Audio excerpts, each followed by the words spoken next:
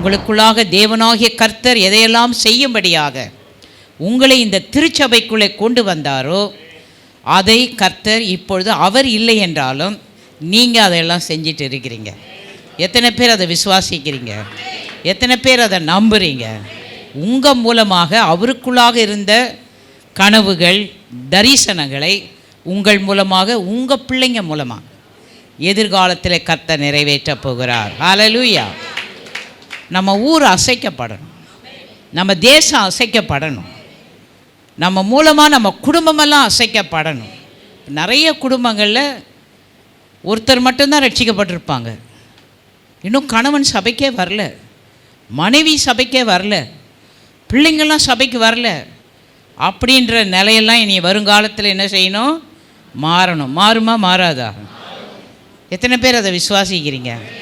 எங்கள் வீட்டில் கூடங்க நான் தான் வரேன், இன்னும் எங்கள் கணவர் வரல, என் பிள்ளைங்க வரலன்றவங்களாம் கை தூக்குங்க பாருங்கள். ஒரு சிலர் இருக்கிறீங்க.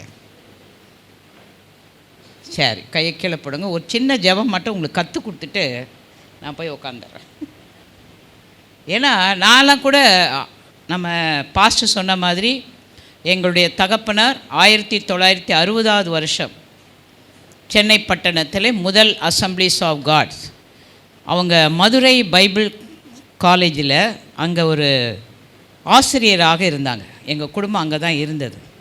அப்போது மிஸ் எட்வர்ட்ஸ் அவங்க சென்னையில் ஒரு ஏஜி சபை ஆரம்பிக்கணும் அப்படின்னு சொல்லி எங்கள் அப்பாவை மதுரையிலேருந்து இங்கே அனுப்புனாங்க.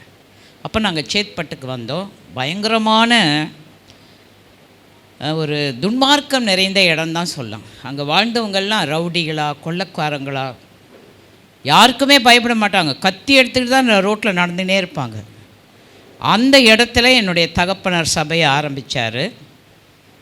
கர்த்தர் அவருக்கு கிருபையை கொடுத்தாரு. பல சபைகள் பல இடங்கள்லாம் வாங்கும்போது ஏஜி ஸ்தாபனத்தின் மூத்த தலைவர்கள், பாஸ்டர் நீங்கள் ரொம்ப நாளாக இங்கே சேத்பட்டில் இருக்கிறீங்க, இந்த வசந்தி நிறைந்த இடத்துக்கு போங்க, இந்த இடத்துக்கு போங்கலாம் சொல்லியிருக்காங்க. அப்போ எங்கள் அப்பா சொன்னாங்க, இப்போ ஊழியத்துக்கு வர்றவங்கள்லாம் இங்கே வந்து ஊழியம் செய்யவே முடியாது, நான் இங்கே வந்துட்டேன், எல்லா அனுபவங்களும் எனக்கு வந்துருச்சு, அதனால் நான் கடைசி வரைக்கும் இங்கே தான் இருப்பேன்னு சொல்லி கடைசி வரைக்கும் அந்த இடத்துல ஊழியம் செஞ்சு அவங்க போனாங்க. அப்போ எங்களுக்கு தெரிஞ்சதெல்லாம் இயேசு, ஊழியம், ஜெபம், இதுதான் நாங்கள் படித்தோம். யார் யார் வீட்டில் என்னென்ன நடக்கும், என்ன மாதிரி ஆவியெல்லாம் வரும், எப்படியெல்லாம் அவங்க கஷ்டப்படுறாங்க, இதெல்லாம் ஒன்றுமே தெரியாது. அப்படி தான் நாங்கள் வளர்ந்தோம், அப்படி தான் வாழ்ந்தோம், அப்படி தான் இருந்தோம். ஆனால் ஊழியத்திற்கென்று ஆண்டவர் என்னை அழைத்த போது நான் திருவள்ளுவர் டிரான்ஸ்போர்ட் கார்ப்பரேஷனில் ஒரு ஆடிட்டராக வேலை செஞ்சுட்டு இருந்தேன். ஏன்னா எங்கள் அப்பா அம்மா சின்னதுலேருந்து எது கேட்டாலும் ஆண்டவர்கிட்ட கேளு, இயேசுக்கிட்ட கேளுன்னுவாங்க. இவங்க வேலைக்கு போகாமல் ஊழியம் செய்கிறதுனால இவங்ககிட்ட காசு இல்லை, அதனால் எது கேட்டாலும் என்ன சொல்கிறாங்க, ஆண்டவர்கிட்ட கேளுங்க.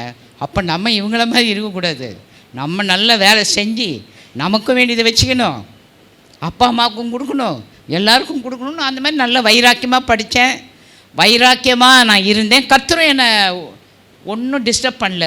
சில நேரத்தில் நம்ம தப்பு செஞ்சால் கூட நீ போகிற வரைக்கும் போ, பின்னாடி எங்கே பிடிக்கணுமோ நான் பிடிச்சிட்டேன், அப்படி தான் என்னை விட்டுட்டார்.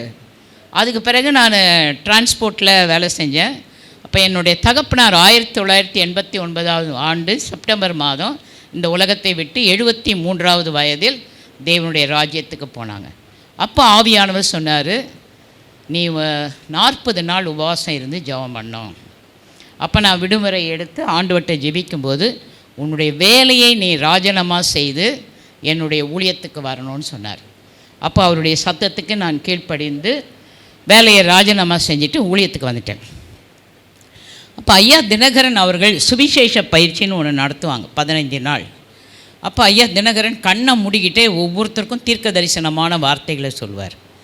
அப்போ அந்த பயிற்சியில் என்ன குறித்து அவர் சொல்லும்போது சொன்னார், நீ சபைகளை கட்டுவாய், சபையில் வருகிற விசுவாசிகள், தேவனுடைய பிள்ளைகள், அவங்களுக்கு விரோதமாக எழும்புகிற சத்துருவின் வல்லமைகளை குறித்த ஒரு வெளிப்பாடு நான் உனக்கு தருவேன்.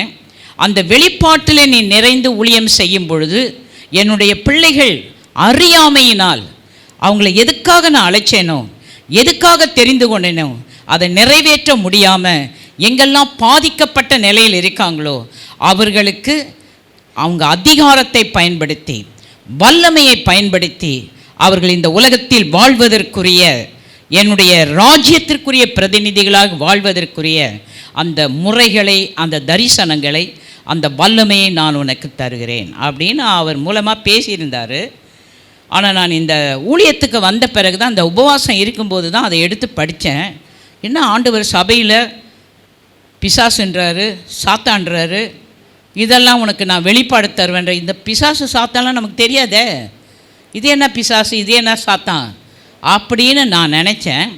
அதற்கு பிறகு தான் ஆவியானவர் ஒவ்வொரு விதமாக கற்றுக் கொடுத்தார். அதில் ஒரு விதம்தான் ரட்சிக்கப்படாதவர்களுக்கு நாம் எப்படி ஜெபிக்க வேண்டும்.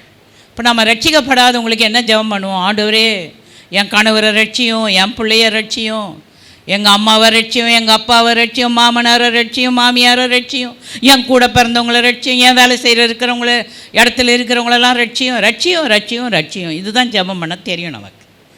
ஆனால் அவங்களுக்கா அதில் நிறைய தடவை இந்த விடுதலை ஊழியத்தில் நான் இணைந்து செயல்படும்போது நிறைய பேர் அந்த பிசாசு அவங்கள அலைக்கழிக்கும் போது, இவ ஏன் அவங்களுக்கு ஜெபம் பண்ணுறா, இவளை தான் நான் விட்டுட்டேன் போ அப்படின்னு, இவன் ஏன் அவங்க கணவருக்கு ஜெபம் பண்ணுறா, இவன் ஏன் ஜெபம் பண்ண தப்பா நான் நினைப்பேன். அப்போ என்ன அந்த பிசாசு சொல்லுது, நான் இவனை விட மாட்டேன், இந்த கணவனை விட மாட்டேன், இந்த மனைவியை விட மாட்டேன், இந்த குடும்பத்தை நான் விட மாட்டேன், என் கண்ட்ரோலில் தான் அவங்க இருக்கணும் அப்படின்னு பிசாசு ரட்சிக்கப்பட்ட குடும்பங்களிலே ரட்சிக்கப்படாதவர்களுக்கு பின்பாக இருந்து அவங்கள சபைக்கு வர விடாமல், அவங்கள ரட்சிக்கப்பட விடாமல் ஒரு சாத்தான் அவங்கள பிடிச்சிட்டு, அவங்கள மட்டும் பிடிக்கல, நல்ல ஜெபிக்கிற சகோதரி, நல்ல ஊழிய, அவங்களும் நாளடைவில் என்ன பண்ணிடுறாங்க, சோர்ந்து போயிடுறாங்க. அவங்களும் பல போராட்டங்களில் அவங்க கர்த்தருக்காக எழுந்து பிரகாசிக்க முடியல. அதனால் 5 விரல் ஜெபம் எல்லாம் காட்டுங்க. 5 விரல். அதில் முதல் விரல் வந்து என்ன சொல்லுவோம், கட்டை விரல், பெரிய விரல். அப்போ நம்ம ஜெபம் பண்ணும்போது சொல்லணும், இப்போ கை தூக்குனவங்களில் யாராவது ஒருத்தர் எழுந்து நில்லுங்க பார்க்கலாம், என் கணவன் ரட்சிக்கப்படலை. இப்போ அவங்க கணவர் ருத்தண்டன் ரட்சிக்கப்படலை, இவங்க ரட்சிக்கப்பட்டுக்கிறாங்க.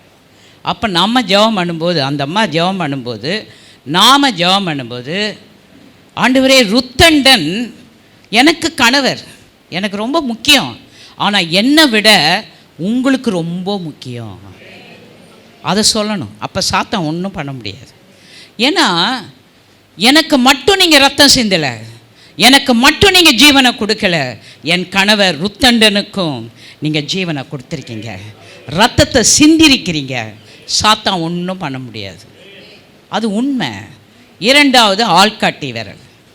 இப்போ நம்ம சொல்லணும், அந்த ருத்தண்டன் அவர்கள் உங்களை ஏற்றுக்கொள்ள விடாமல், உங்களை தன் வாழ்க்கையில் அனுமதிக்க முடியாமல், தகப்பன் வழியா, அவங்க அப்பா வழியா, அவங்க அம்மா வழியா, தாத்தா பாட்டி வழியா, பூர்வீகத்தில் இருந்து வந்த வல்லமைகள், அந்த அந்தகார வல்லமைகள் மேலே நான் அதிகாரம் எடுக்கிறேன் இயேசுவின் நாமத்தினாலே. ருத்தண்டன் அவர்களுக்கு பின்பாக இருந்து இயேசுவை பற்றி அறிந்து கொள்ளக்கூடாது, அவருடைய வார்த்தைக்கு செவி கொடுக்கக்கூடாது என்று மறைந்து செயல்படுகிற அத்தனை வல்லமைகளையும் இயேசுவின் நாமத்தினாலே நான் கட்டி பாதாளத்தில் தூக்கி எறிகிறேன். ஹல்லேலூயா. அவ்வளோதான். ஏன்னா அந்த பவர், அந்த அத்தாரிட்டியை கர்த்தர் உங்களுக்கு கொடுத்துருக்காரு. நீங்கள் ஆண்டவருடைய பிள்ளை. உங்களுக்கு யார் மேலே எந்த வல்லமை இருந்தாலும் அந்த வல்லமைகளை கட்டி அவைகளை செயலிழக்கக்கூடிய அபிஷேகத்தை கர்த்தர் நமக்கு கொடுத்திருக்கிறார். ஹல்லேலூயா. 2வது ஆள்காட்டி விரல், 3வது நடு விரல். இப்போ நம்ம ஜெபம் பண்ணோம், பரிசுத்த ஆவியானவரே, ருத்தண்டன் ரட்சிப்பை உணர்வதற்குரிய ஒரு, எவ்வளோ சொன்னாலும் கேட்க மாட்டேன்றாங்க, எவ்வளோ முறையில் சொன்னாலும் அவங்க அதுக்கு செவி கொடுக்கவே மாட்டேன்றாங்க. பரிசுத்த ஆவியானவரே, நீங்கள் தான் ருத்தண்டன் ஆவியில் ஒரு உணர்வை தாங்க, ஒரு ரட்சிப்பை தாங்க, ஒரு நியாய தீர்ப்பை குறித்த ஒரு பயத்தை அவருக்கு பரிசுத்த ஆவியானவரே தாங்க. நடுவிரல். இப்போ அடுத்த ஒரு விரல், அந்த விரல் என்னது, மோதிர விரல். இப்போ என்ன ஜெபம் பண்ணோம், ஆண்டவரே இயேசுதான் ஆண்டவர் என்று உணரக்கூடிய ஒரு சூழ்நிலையை என் கணவர் ருத்தண்டன் வாழ்க்கையில் கொண்டு வாங்க. இப்போ நிறைய பேர் ரட்சிக்கப்படாதவங்கள பிசாசு என்ன பண்ணுறான், நல்லா இருக்கிற மாதிரி அவங்கள காட்டுறான். ஏன்னா நீ அப்பப்போ ஜபத்துக்கு போகிற, அப்பப்போ ஆராதனை, உனக்கு தான் தலைவலி வருது, உனக்கு தான் வயிற்று வலி வருது, உனக்கு தான் அந்த பிரச்சனை வருது, உனக்கு நாங்களாம் பாரு எவ்வளோ நல்லா இருக்கிறோம், நல்லா சம்பாதிக்கிறோம், நல்லா சாப்பிட்றோம், நல்லா ஓடுறோம், நல்லா வர்றோம், எங்களுக்கு இயேசு தேவை கிடையாது அப்படின்னு நமக்கே அவங்க என்ன பண்ணுறாங்கன்னா, இயேசு தேவையில்லை என்று அவங்கள சாத்தான் வச்சிருக்கிற அந்த நிலையில் அந்த மாதிரி இருக்கிறாங்க. அப்போ நம்ம சொல்லணும், இயேசுதான் ஆண்டவர் என்று உணரக்கூடிய ஒரு சூழ்நிலையை அவங்க வாழ்க்கையில் கொண்டு வாங்க. ஆண்டவரே, எல்லாம் பணம் இருக்குது, செல்வாக்கு இருக்குது, உயர்வு இருக்குது, ஆனால் இயேசு இல்லாமல் இந்த உலகத்தில் வாழ முடியாது அப்படின்ற சூழ்நிலையை என் கணவர் ருத்தண்டன் வாழ்க்கையில் கொண்டு வாங்க. அப்போ ஆண்டவர் கொண்டு வந்துடுவார். ஏம்மா நான் அவங்க கூட சபைக்கு வந்துடுறேன், என் பிரச்சனை தாங்க முடியல, நான் என்னென்னமோ பண்ணி பார்த்துட்டேன், என்னால் ஒன்றும் செய்ய முடியல, அதனால் நீ ஜெபம் பண்ணு. நான் உங்கள் நீங்கள் இந்த மாதிரி ஒரு வைராக்கியமான ஜெபம் பண்ணிங்கன்னா நான் சேலஞ்ச் பண்ணுறேன், ஒரே வாரத்தில் சபைக்கு வந்துடுவாங்க. ஹல்லேலூயா, ஓடியே வந்துடுவாங்க. இதெல்லாம் எங்கள் வாழ்க்கையின் அனுபவம். நான் ஏதோ சாதாரணமாக இதை சொல்லலை. இந்த முறையை கொண்டு வந்தவங்களே சிங்கப்பூரில் இருக்கிற நவமி டவோடி, இந்த முறையை கற்றுக் கொடுத்தவங்களே அவங்க தான். அதில் சின்னமலை ஏஜி சபையில் அவங்க வந்து இந்த மாதிரி ஒரு கான்ஃபரன்ஸ் நடத்தி அப்போ சொல்லி கொடுத்தாங்க. அப்போ அன்னையிலிருந்து இந்த ஜபத்தை பிடிச்சிக்கிட்டு இதை மற்றவங்களுக்கு சொல்லி கொடுத்து அவங்க குடும்பங்கள்லாம் ரட்சிக்கப்படாதவங்கெல்லாம் ரட்சிக்கப்பட்டுட்டு இருக்கிறாங்க, ரட்சிக்கப்பட்டாங்க. சிலர் ஊழியக்காரங்களாக கூட மாறிட்டாங்க. ஹல்லேலூயா. கடைசி விரல் என்னது? சுண்டு விரல். இப்போ நமக்காக ஜெபம் பண்ணணும். ஏசப்பா, என்ன அவங்க பார்க்கும்போது, ருத்தண்டன் பார்க்கும்போது என் மனைவின்னு பார்க்கக்கூடாது, இவங்க தேவனுடைய பிள்ளை, இவங்க பேசுகிறதெல்லாம் தேவனுடைய வார்த்தை, இவங்க செய்கிறதெல்லாம் தேவ வல்லமை வெளிப்படுது, தேவ அபிஷேகம் வெளிப்படுது. இந்த வீட்டுக்குள்ளேயே இயேசு உலாவுறத என் மனைவி உலாவுற மாதிரி பார்க்கல, இயேசுவே உலாவுற மாதிரி பார்க்குறேன். அந்த மாதிரி என்னை மாற்றுங்க ஆண்டவரே, அந்த மாதிரி என்னை மாற்றுங்க, என்னை ஒரு உப்பாக மாற்றுங்க, என்னை ஒரு வெளிச்சமாக மாற்றுங்க அப்படின்னு சுண்டு விரல் ஜபம். இந்த 5 விரல் ஜபத்தை நீங்கள் யாருக்காக செஞ்சாலும் கர்த்தர் அந்த ஜபத்துக்கு பதில் தருவார். உடனடியாக அவர்களை திருச்சபைக்குள்ளே கொண்டு வருவார், அவர்களை இன்னும் கர்த்தருக்குள்ளே வளர செய்வார். கர்த்தர் உங்கள் ஒவ்வொருவரையும் அளவில்லாமல் ஆசீர்வதிப்பாராக. ஆமென்.